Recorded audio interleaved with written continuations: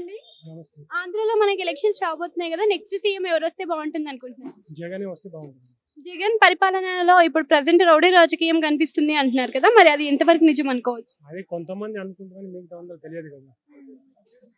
అందరు అనుకుంటేనే కాదు వీళ్ళు వాళ్ళు అనుకుంటే కానీ అంటే ప్రస్తుతం పరిపాలనలో అభివృద్ధి ఎలా అనిపిస్తుంది? జగన్ అభివృద్ధి మంచిగానే అనిపిస్తుంది. ఆ, నిన్న మనకి సిద్ధం అనే ఒక సభ జరిగింది కదా, ఆ సిద్ధం సభ ద్వారా మరి ప్రజలు మొత్తం వైఎస్ఆర్సీపీ వైపే ఉంది అని అంటున్నారు, నిజమేనా? అవ్వచ్చు కాకుండా. సో ఇప్పుడు చెల్లె షర్మిలనే వ్యతిరేకత చూపిస్తుంది కదా, అలా వ్యతిరేకత చూపించడం వల్ల మరి వైసీపీ ఓట్లు చీల్తాయి అనుకోవచ్చా? చెప్పలేము ఇక మనం. సో అన్ని పార్టీలు కలిసి వస్తున్నాయి కదా, మరి జగన్ పరిస్థితి ఏమవుతుంది?